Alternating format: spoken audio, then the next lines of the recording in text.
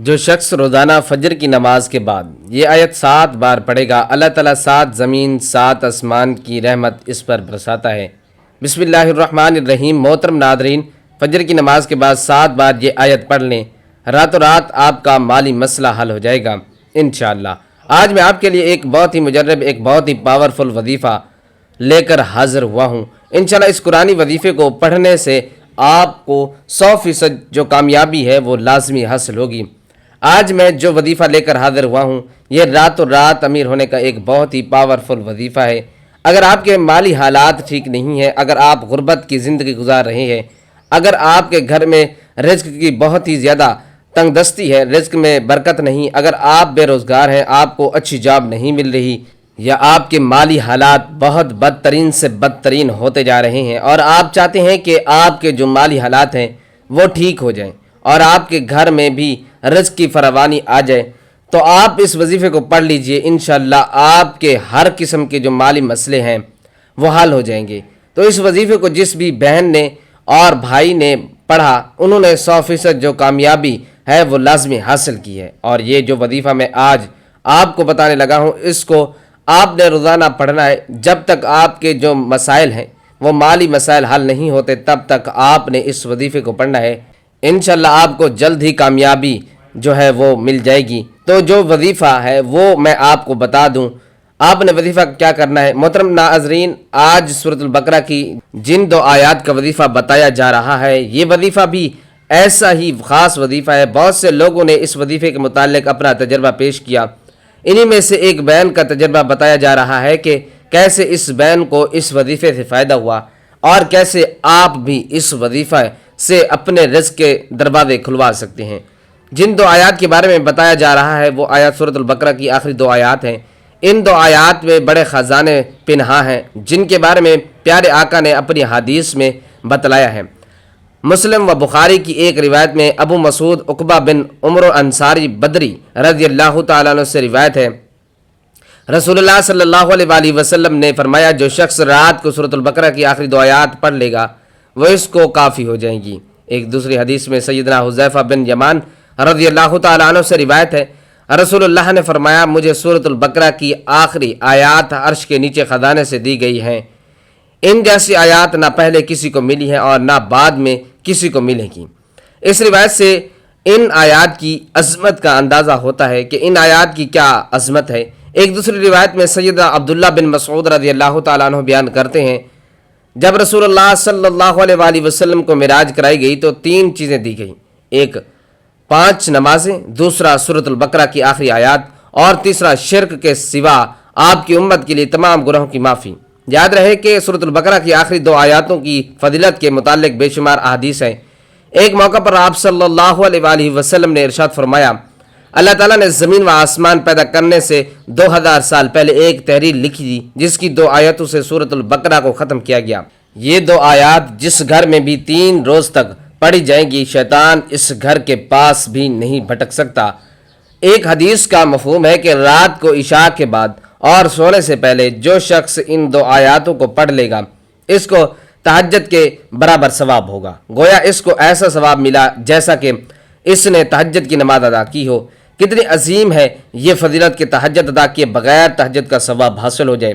یاد رکھیں یہ اللہ رب العزت کا فضل عظیم ہے کہ اس نے اپنے بندوں کو اپنی رحمت و مغفرت کے لیے ایسے آسان اسباب مہیا کیے ہیں، اور سورۃ البقرہ کی یہ 2 آخری آیات بھی انہی اسباب میں سے ہیں۔ روایت میں آتا ہے کہ حضرت علی رضی اللہ تعالیٰ عنہ فرماتے ہیں، کوئی عقل مند شخص ان 2 آیاتوں کو پڑھے بغیر نہیں سو سکتا۔ مطلب یہ کہ اگر ہم ان آیات کو پڑھے بغیر سوتے رہے ہیں تو حضرت علی رضی اللہ تعالیٰ عنہ کے نزدیک ہم تو بے عقلوں میں شامل ہیں۔ سیدنا عبداللہ بن مسعود رضی اللہ تعالیٰ عنہ کہتے ہیں، جب رسول اللہ صلی اللہ علیہ وآلہ وسلم کو معراج کرائی گئی تو آپ صلی اللہ علیہ وآلہ وسلم کو سدرۃ المنتہا تک لے جایا گیا، اور وہ چھٹے آسمان میں ہے۔ زمین سے جو چڑھتا ہے وہ یہیں آ کر ٹھہر جاتا ہے، پھر لے لیا جاتا ہے، اور پھر اوپر سے اتارتا ہے اور پھر یہیں ٹھہرتا ہے، پھر لے لیا جاتا ہے۔ اللہ عز و جل نے فرمایا، جب سدرۃ المنتہا کو چھپایا لیتی ہے وہ چیز جو اس پر چھا رہی تھی، سیدنا عبداللہ رضی اللہ تعالی عنہ نے کہا کہ یعنی سونے کے پتنگے پھر رسول اللہ صلی اللہ علیہ وآلہ وسلم کو وہاں 3 چیزیں دی گئیں، ایک تو 5 نمازیں، دوسری سورۃ البقرہ کی آخری آیات، اور تیسری اللہ تعالیٰ نے آپ صلی اللہ علیہ وآلہ وسلم کی امت میں سے ایک شخص کو بخش دیا جو اللہ کے نزدیک شرک نہ کرے، باقی تمام تباہ کرنے والے گناہوں کو معاف کر دیا جاتا ہے سوائے شرک کے۔ دوسری حدیث میں سیدنا حذیفہ بن یمان سے روایت ہے، رسول اللہ صلی اللہ علیہ وآلہ وسلم نے فرمایا، مجھے سورۃ البقرہ کی آخری آیات عرش کے نیچے خزانے سے دی گئی ہیں، ان جیسی آیات نہ پہلے کسی کو ملی اور نہ بعد میں کسی کو ملیں گی۔ اس روایت سے ان آیات کی عظمت کا اندازہ ہوتا ہے کہ ان آیات کی کیا عظمت ہے۔ ایک دوسری روایت میں سیدنا عبداللہ بن مسعود رضی اللہ تعالیٰ عنہ بیان کرتے ہیں، جب رسول اللہ صلی اللہ علیہ وآلہ وسلم کو معراج پر بلایا گیا تو 3 چیزیں دی گئیں، نمبر 1 5 نمازیں، نمبر 2 سورۃ البقرہ کی آخری آیات، نمبر 3 شرک کے سوا آپ کی امت کے لیے تمام گناہوں کی معافی۔ بہاولہ صحیح مسلم۔ یاد رہے کہ سورۃ البقرہ کی آخری 2 آیاتوں کی فضیلت کے متعلق بے شمار احادیث بھی موجود ہیں۔ ایک موقع پر آپ صلی اللہ علیہ وآلہ وسلم نے ارشاد فرمایا، اللہ تعالیٰ نے زمین و آسمان پیدا کرنے سے 2000 سال پہلے ایک تحریر لکھی تھی جس کی 2 آیاتوں سے سورۃ البقرہ کو ختم کیا گیا۔ یہ 2 آیاتیں جس گھر میں بھی 3 روز تک پڑھی جائیں گی، شیطان اس گھر کے پاس سے بھی نہیں بھٹک سکتا۔ ایک اور حدیث کا مفہوم ہے کہ رات کو عشاء کے بعد اور سونے سے پہلے جو شخص ان 2 آیاتوں کو پڑھ لے گا اس کو تہجد کے برابر ثواب ہوگا، گویا اس کو ایسا ثواب ملے گا جیسا کہ اس نے تہجد کی نماز ادا کی ہو۔ کتنی عظیم ہے یہ فضیلت کہ تہجد ادا کیے بغیر تہجد کا ثواب حاصل ہو جائے۔ یاد رکھیے یہ رب العالمین کا یہ فضل عظیم ہے کہ اس نے اپنے بندوں کو اپنی رحمت و مغفرت کے لیے ایسے آسان اسباب مہیا کیے۔ سورۃ البقرہ کی آخری 2 آیات بھی انہی اسباب میں سے ہیں۔ روایت میں آتا ہے کہ حضرت علی رضی اللہ تعالی عنہ فرماتے ہیں، کوئی عقل مند شخص ان 2 آیاتوں کو پڑھے بغیر نہیں سو سکتا، مطلب کہ اگر ہم ان آیات کو پڑھے بغیر سوتے رہے ہیں تو حضرت علی رضی اللہ تعالی عنہ کے نزدیک ہم تو کم عقلوں میں شامل ہوئے۔ اور یاد رکھیں جن آیات کے بارے میں حضرت علی رضی اللہ تعالی عنہ نے فرمایا، سورۃ البقرہ کی مذکورہ 2 آیات، وظیفہ اس کا یہ ہے کہ سورۃ البقرہ کی آخری 2 آیات کو عصر کے بعد روزانہ 5 مرتبہ پڑھا جائے اور اول و آخر درود ابراہیمی لازم پڑھا جائے اور پھر اللہ سے عاجزی و انکساری کے ساتھ دعا کی جائے۔ جو بھی دعا کی جائے گی انشاءاللہ ضرور قبول فرمائی جائے گی۔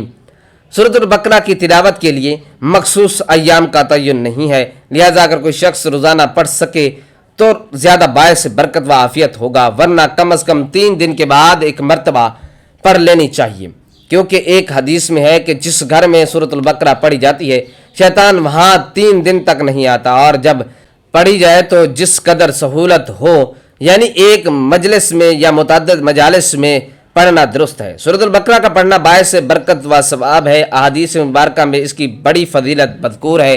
چنانچہ حدیث مبارکہ میں ہے کہ رسول اللہ صلی اللہ علیہ وآلہ وسلم نے فرمایا، سورۃ البقرہ پڑھا کرو کیونکہ اس کا پڑھنا برکت ہے، اس کا چھوڑنا حسرت ہے اور بد نصیبی ہے، اور اہل باطل اس پر قابو نہیں پا سکتے۔ امام قرطبی نے حضرت معاذ رضی اللہ تعالیٰ عنہ سے نقل کیا ہے، اس جگہ اہل باطل سے مراد جادوگر ہیں، مراد یہ کہ اس سورت کے پڑھنے والے پر کسی کا جادو نہ چلے گا۔ نیز حضور پاک صلی اللہ علیہ وآلہ وسلم نے فرمایا، جس گھر میں سورۃ البقرہ پڑھی جائے شیطان وہاں سے بھاگ جاتا ہے۔ ایک اور روایت میں ہے رسول اللہ صلی اللہ علیہ وآلہ وسلم نے فرمایا، سورۃ البقرہ سنام القرآن اور ذروۃ القرآن ہے۔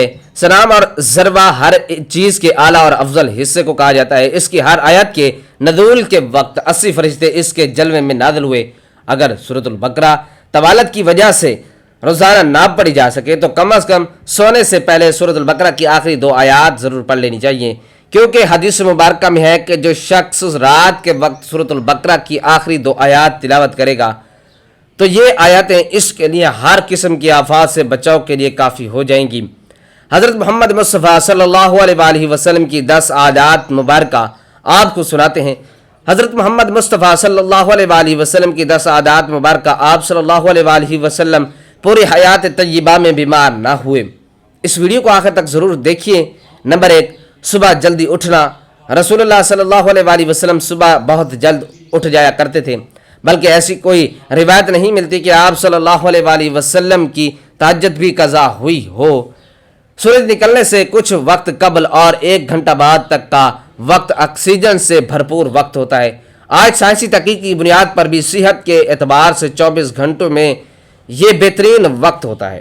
جس میں آپ کو زیادہ سے زیادہ آکسیجن لینے کا موقع ملتا ہے، جو کہ آپ کی صحت مند زندگی کے لیے ایک بہترین مفید عمل ہے۔ نمبر 2، آنکھوں کا مساج۔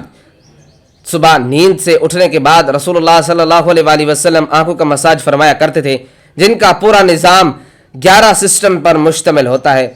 نیند سے اٹھنے کے بعد یہ سسٹم بحال ہونے میں 11 سے 12 منٹ لیتا ہے۔ اگر آپ آنکھوں کا مساج کرتے ہیں تو یہ سسٹم 10 سے 15 سیکنڈ میں فوراً بحال ہو جاتا ہے۔ نمبر 3، بستر پر کچھ دیر بیٹھے رہنا۔ رسول اللہ صلی اللہ علیہ وآلہ وسلم بستر سے اٹھ کر کچھ دیر بیٹھے رہتے تھے اور معمول تھا کہ 3 دفعہ سورۃ الاخلاص پڑھتے تھے، جس کو پڑھنے میں تقریباً 1 منٹ صرف ہوتا ہے۔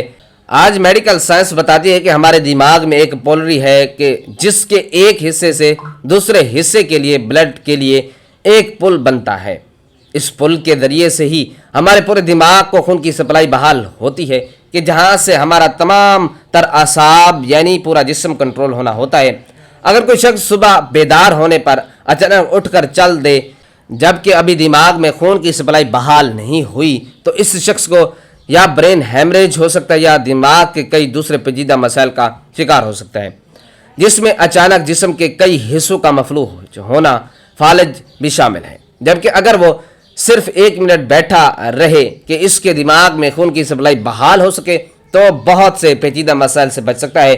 یہ باقاعدہ ایک سائنس ہے اور ایک حدیث مبارکہ کے پیچھے بہت سے پروفیسر ڈاکٹرز کی ریسرچ شامل ہے، جس میں غیر مسلم ریسرچرز نے بھی اتفاق کیا ہے کہ ہمیں محمد صلی اللہ علیہ وآلہ وسلم کی اس سنت کے مطابق اٹھنے کے بعد بیڈ پر کچھ دیر بیٹھے رہنا چاہیے۔ اس کا فائدہ یہ ہے کہ دماغ پوری طرح سے ایکٹیو ہو کر ہمارے جسم کی بھرپور رہنمائی کے قابل ہو جاتا ہے۔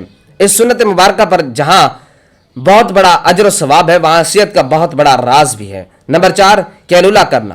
آپ صلی اللہ علیہ وآلہ وسلم کی عادت مبارکہ تھی کہ دوپہر کھانے کے بعد ایک گھڑی کے لیے 20 سے 25 منٹ آپ صلی اللہ علیہ وآلہ وسلم لیٹ جایا کرتے تھے۔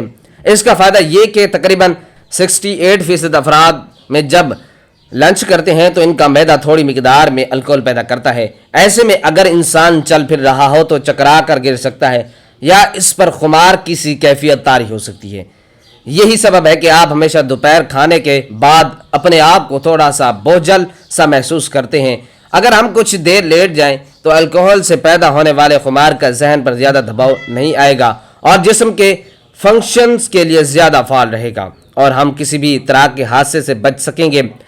اس کے علاوہ بھی اس سنت مبارکہ پر عمل نہ کرنے کی صورت میں بہت سے صحت کے مسائل کا خدشہ رہتا ہے، کیونکہ یہ بات اب تحقیقات سے ثابت ہے۔ اس لیے دنیا بھر کے ممالک میں بیشتر 1 سے 2 یا 3 بجے تک دوپہر کا وقفہ کیا جاتا ہے تاکہ لوگ لنچ کے بعد کچھ کیلولا کر سکیں۔ آج پورا یورپ رسول اللہ صلی اللہ علیہ وآلہ وسلم کی سنت کو عملاً اپنائے ہوئے ہے اور پورے یورپ میں دوپہر 1 سے 3 بجے تک کا وقفہ ہوتا ہے۔ انہوں نے سنت رسول صلی اللہ علیہ وآلہ وسلم پر ریسرچ کی، اپنایا اور ہم سے کہیں بہتر صحت کا معیار رکھتے ہیں۔ نمبر 5، کھانے سے پہلے پھل نوش فرمانا۔ رسول اللہ صلی اللہ علیہ وآلہ وسلم ہمیشہ کھانا کھانے سے پہلے فروٹ نوش فرمایا کرتے تھے۔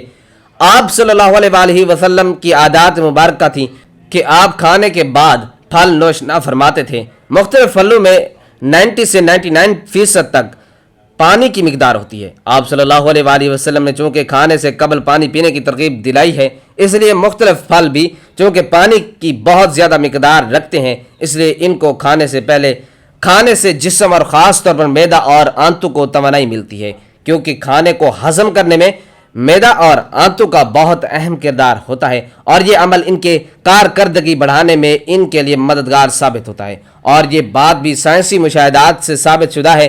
فروٹ میں موجود غذائیت سے خالی معدے کو زیادہ فائدہ ہوتا ہے۔ نمبر 6، غذا کے بعد پانی نہ پینا۔ رسول اللہ صلی اللہ علیہ وآلہ وسلم کبھی بھی کھانے کے بعد پانی نہ پیتے تھے۔ آج علم و تحقیق سے جو باتیں سامنے آئی ہیں ان سے پتہ چلتا ہے کہ اس سنت مبارکہ پر عمل نہ کرنے کی اس قدر نقصانات ہیں کہ گمان میں بھی نہیں کیا جا سکتا۔ جب ہم کھانے کے بعد پانی پی لیتے ہیں تو کھانے میں جس قدر بھی فیٹس ہوتے ہیں وہ کھانے سے نکل کر معدے کے اوپر والے حصے کی طرف آ جائیں گے۔ باقی کھانا ہاضمے کے دوسرے مرحلے کے لیے چھوٹی آنت میں چلا جاتا ہے اور اس طرح معدے میں رہ جانے والے فیٹ اور پروٹین معدے کے اندر انتہائی نقصان دہ وجوہات پیدا کرتے ہیں، جبکہ ان سب کو کھانے کے ساتھ مکس ہو کر نظام کے اگلے مرحلے میں جانا تھا۔ ہم نے پانی پی لیا یا پھل کھا لیا تو یہ ہماری صحت کی بربادی کے لیے معدے ہی میں رہ گئے۔ ایک حدیث رسول اللہ صلی اللہ علیہ وآلہ وسلم کا مفہوم ہے کہ اگر کھانا کھا لینے کے بعد پانی کی حاجت ہو تو محض چند ایک گھونٹ لے لو اور اس کے بعد روٹی کا ایک لقمہ کھا لو۔ جاپانی تحقیق ہے کہ کھانے کے بعد پانی پینے سے جو فیٹ اوپر آ رہے تھے اور آپ نے جو معدے میں لقمہ کھا لیا تو فیٹس کے اوپر آنے کا سلسلہ نہ صرف وہی رک جاتا ہے بلکہ وہ دوبارہ غذا کا حصہ بن جاتے ہیں۔ اس لیے کھانا کھانے کے بعد پانی ہرگز نہیں پینا چاہیے، جو پیٹ میں نہ صرف گیس، تیزابیت اور بدہضمی کا باعث بنتے ہیں بلکہ بہت سے دل کے امراض کا تعلق بھی اسی سنت مبارکہ پر عمل نہ کرنے کے سبب سے ہی ہے۔ نمبر 7، وضو۔ ہم دن میں 5 فرض نمازوں کے لیے کم از کم 5 بار وضو کرتے ہیں، کیونکہ وضو کے بغیر نماز نہیں ہوتی اور منہ، ناک، ہاتھ، بازو، سر اور پاؤں دھوئے بغیر وضو نہیں ہوتا۔ بعض دن میں 5 بار ہم جسم کے ان تمام اعضاء کو دھوتے ہیں۔ وضو میں ہم جسم کے تمام ظاہری اعضاء دھوتے ہیں جن پر مٹی اور کاربن لگ جاتی ہیں۔ آج سائنسی مشاہدات یہ ثابت کرتے ہیں کہ جسم کے جن اعضاء پر مٹی یا کاربن لگ جاتی ہے تو اگر ان کو صاف نہ کیا جائے اور وہ جسم کے اس حصے پر زیادہ دیر لگے رہیں تو ان اعضاء اور دماغ کا کنیکشن کمزور ہو جاتا ہے، یعنی جسم کا اعصابی نظام کمزور ہو جاتا ہے۔ چنانچہ وہ مسلسل دماغ کو یہ پیغام بھیج رہے ہوتے ہیں کہ جسم پر کوئی چیز آ گئی ہے اور اس کی صفائی کا اہتمام کیا جائے۔ اگر ایک شخص صبح منہ دھوتا ہے اور اس کے بعد شام میں آ کر دھوتا ہے تو اس کے اعضاء اور دماغ کا تعلق کمزور پڑ جاتا ہے، جس کے بعد میں وہ بہت سے اعصابی مسائل کا شکار ہو سکتا ہے۔ اسلام کم از کم دن میں 5 بار آپ کے اعضاء کی صفائی کا بندوبست کرتا ہے اور جمعہ کے روز زیر ناف اور بغلوں کے غیر ضروری بال کاٹنے سمیت مکمل صفائی کا اہتمام کرتا ہے۔ رسول اللہ صلی اللہ علیہ وآلہ وسلم نے نہ صرف ایسا کرنے کا حکم فرمایا بلکہ یہ سب آپ صلی اللہ علیہ وآلہ وسلم کی سنت مبارکہ کا حصہ بھی ہے۔ نمبر 8، جلدی سونا رسول اللہ صلی اللہ علیہ وآلہ وسلم کی ایک اور عادت مبارکہ بھی تھی۔ آپ صلی اللہ علیہ وآلہ وسلم رات جلد سو جایا کرتے تھے۔ عموماً آپ صلی اللہ علیہ وآلہ وسلم نماز عشاء کے فوراً بعد سو جاتے تھے۔ رات جلدی سونا اور صبح جلد اٹھنا آپ صلی اللہ علیہ وآلہ وسلم کے معاملات میں شامل تھا۔ ہماری بایولوجیکل واچ جو کہ ہمارے پورے جسم کے نظام کو منظم کرتی ہے، جب یہ باہر اندھیرا دیکھتی ہے تو یہ آپ کے جسم کو سونے کا سگنل دے دیتی ہے، جس کی تیاری کے لیے یہ 1.5 سے 2 گھنٹے کا ٹائم دیتے ہیں کہ اس وقت تک آپ کو لازمی سونا ہے۔ نوٹ کیجئے گا کہ نماز مغرب اور نماز عشاء میں بھی تقریباً اتنا ہی دورانیہ ہوتا ہے۔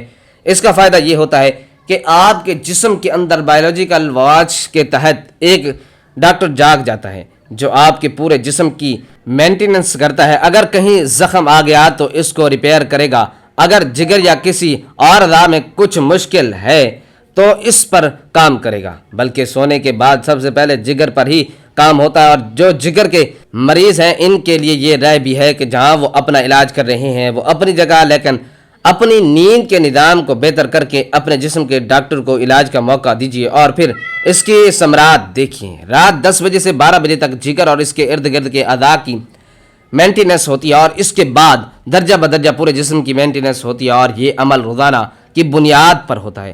اللہ رب العزت نے آپ کے جسم میں ایک آٹومیٹک نظام رکھا ہے اور یہ نظام تب کام کرتا ہے کہ جب آپ جلدی سونے کی عادت اپناتے ہیں۔ لیکن آج ماڈرن دور کا دعویٰ کرنے والے ہم مسلمان کے ہاں بھی دیر تک جاگنے کو نہ صرف قابل اعتراض نہیں سمجھا جاتا بلکہ کچھ حد تک تو قابل فخر بھی جانا جاتا ہے۔ عہد جہالت کی محفلوں کی جگہ آج ماڈرن انٹرنیٹ اور سیٹلائٹس ٹیکنالوجی نے لے لی ہے، لیکن جلد سونا رسول اللہ صلی اللہ علیہ وآلہ وسلم کے معاملات میں تھا کیونکہ آپ جسم کے اندرونی ڈاکٹر کی افادیت سے واقف تھے، اور یہی وجہ ہے کہ پورے حیات مبارکہ میں رسول اللہ صلی اللہ علیہ وآلہ وسلم ایک لمحے کے لیے بھی بیمار نہیں ہوئے۔ نمبر 9، مسواک کرنا۔ رسول پاک صلی اللہ علیہ وآلہ وسلم مسواک کو بہت پسند فرماتے تھے اور خصوصاً دن میں 5 دفعہ ہر نماز میں وضو کے ساتھ ضرور اس کا اہتمام فرماتے تھے۔ اس کے علاوہ بھی جب گھر تشریف لاتے کسی محفل میں حاضری سے پہلے غرض موقع بہ موقع مسواک کا اہتمام کرتے اور مسواک کو بہت محبوب رکھتے تھے۔ ہوتا یہ ہے کہ جب ہم کھانا کھاتے ہیں تو دانتوں کے درمیان کھانے کے کچھ نہ کچھ ذرات ضرور رہ جاتے ہیں اور کھانے کے 1 گھنٹے بعد ان میں بیکٹیریا پیدا ہو جاتے ہیں۔ محسوس کیجیے گا کہ دانتوں میں رہ جانے والے ذرات 2 گھنٹے بعد نرم ہو جاتے ہیں، اور ان کی وجہ سے بیکٹیریا ہی اس لیے ہمیں کہا گیا ہے کہ کھانے سے پہلے اور سونے سے پہلے مسواک کا اہتمام کیا جائے، ورنہ یہ آپ کے ہارٹ اٹیک کا بھی سبب بن سکتی ہے۔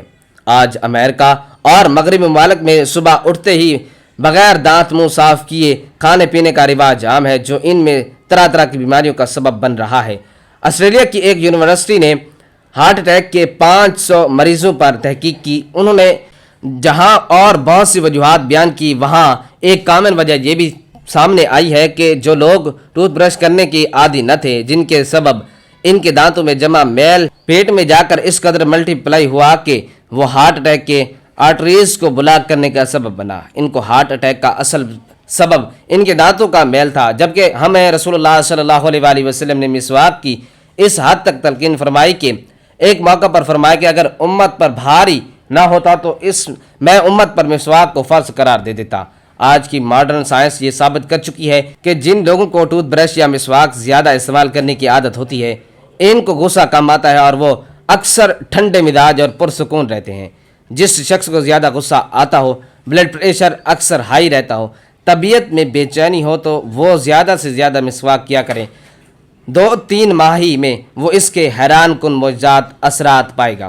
نمبر 10، ہفتے میں 2 روزے۔ رسول اللہ صلی اللہ علیہ وآلہ وسلم کے معمولات میں پیر اور جمعرات کا روزہ بھی شامل تھا، اور آپ صلی اللہ علیہ وآلہ وسلم نے ان روزوں کو رکھنے کی ترغیب بھی دلائی، یعنی کہ ہفتے میں 2 روزے۔ رسول اللہ صلی اللہ علیہ وآلہ وسلم کا قول مبارک ہے کہ مسلمان 1 آنت میں کھانا کھاتا ہے جبکہ کافر 3 آنت میں، اور ہمیں نصیحت فرمائی کہ جب خوب بھوک لگے تو کھانا کھاؤ اور ابھی بھوک باقی ہو تو چھوڑ دو۔ یہ عمل آج جدید میڈیکل سائنس کی زبان میں آٹوفیجی کہلاتا ہے۔ یہ انسانی جسم کو صحت مند رکھنے کا بہت عظیم راز ہے۔ ہوتا یہ ہے کہ جب ہم معمول کے مطابق اپنی ضرورت سے زیادہ کھانا کھاتے رہتے ہیں تو جسم میں فالتو پروٹین اور فیٹس اکٹھے ہو جاتے ہیں، جو کہ جسم کی ضروریات سے زیادہ ہونے کے سبب جسم میں زہر کا کردار ادا کرتے ہیں اور مختلف بیماریوں کا سبب بنتے ہیں۔ آج کی عام بیماریاں شوگر، کولیسٹرول اور بلڈ پریشر کا بنیادی سبب ہی فالتو فیٹس ہی بنتے ہیں۔ جب آپ کو بھوک لگتی ہے، جسم میں کھانا ہضم کرنے کا خودکار نظام پوری طرح سے تیار ہو جاتا ہے۔ اگر ہم نے 100 لقمے کھانے تھے مگر 70 پر ہاتھ روک لیا تو باقی 30 لقمے کی جن کی جسم کو ضرورت تھی، جسم اس ضرورت کو ایکسٹرا پروٹین اور فیٹس کو کھا کر پورا کرتا ہے۔ جسم اپنے خودکار نظام کے تحت اکٹھے ہونے والے زہر کو ختم کرتا رہتا ہے اور آپ صحت مند رہتے ہیں۔ اب جب 3 روز کچھ کوتاہی ہوگی اور آپ نے پیر کو روزہ رکھ لیا تو دن بھر کی طویل روزے کے باعث آٹوفیجی کے عمل کو ایکٹیو ہونے کا بھرپور موقع ملتا ہے اور 3 روز کوئی کوتاہی کو وہ ریپیئر کر دیتا ہے۔ پھر جمعرات کا روزہ، جب یہ سنت رسول صلی اللہ علیہ وآلہ وسلم آپ کے معاملات کا حصہ بن جاتی ہے تو بیماری پیدا کرنے والے سیلز آٹوفیجی کا عمل ہفتے میں دوبارہ دہرائے جانے کے باعث اکٹھے ہی نہیں ہو پاتے اور آپ سدا صحت مند رہتے ہیں۔ آج ہم سائنس کی تحقیقات پر بہت یقین رکھتے ہیں۔ کیا ہم اس انتظار میں ہیں کہ سائنس رسول اللہ صلی اللہ علیہ وآلہ وسلم کی سنت مبارکہ کو پروف کرے تو ہم اللہ کے رسول صلی اللہ علیہ وآلہ وسلم کی سنتوں پر عمل کرنا شروع کریں؟ حقیقت یہ ہے کہ سائنس رسول اللہ صلی اللہ علیہ وآلہ وسلم کی سنتوں سے بہت پیچھے ہے اور آپ صلی اللہ علیہ وآلہ وسلم کی ساری حیات طیبہ اور سنتیں ہمارے لیے مشعل راہ ہیں اور انہی میں ہمارے لیے دنیا و آخرت کی کامیابی کا راحتیں ہیں۔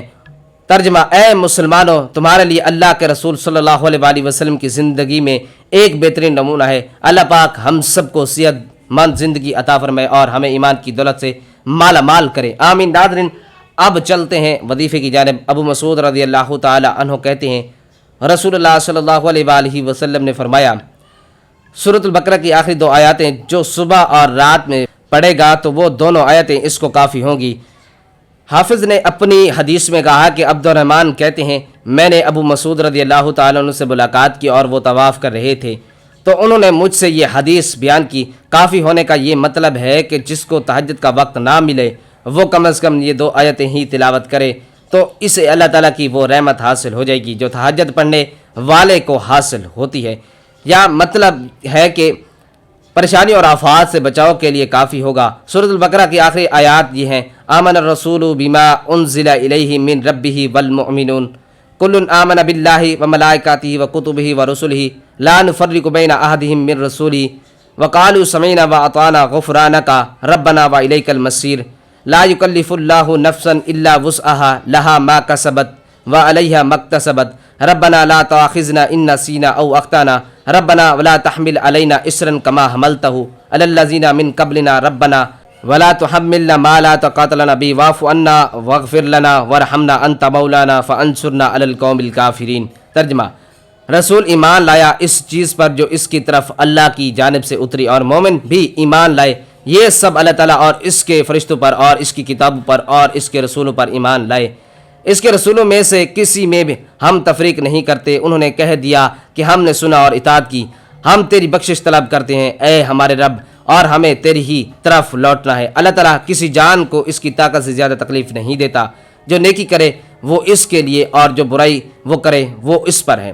اے ہمارے رب، اگر ہم بھول گئے ہوں یا خطا کی ہو تو ہمیں نہ پکڑنا، اے ہمارے رب ہمیں نہ پکڑنا، اے ہمارے رب ہم پر وہ بوجھ نہ ڈال جو ہم سے پہلے لوگوں پر ڈالا تھا، اے ہمارے رب ہم پر وہ بوجھ نہ ڈال جس کی ہم میں طاقت نہ ہو، اور ہم سے درگزر فرما اور ہمیں بخش دے اور ہم پر رحم کر، تو ہی ہمارا مالک ہے، ہمیں کافروں کی قوم پر غلبہ عطا فرما۔ سورۃ البقرہ پڑھا کرو، اس کا پڑھنا برکت ہے اور چھوڑنا حسرت ہے، اس کی طاقت باطل والوں کو نہیں۔ صحیح مسلم شریف میں بھی یہ حدیث ہے کہ مسند احمد کی ایک اور حدیث میں ہے کہ قرآن اور قرآن پڑھنے والوں کو قیامت کے دن بلوایا جائے گا۔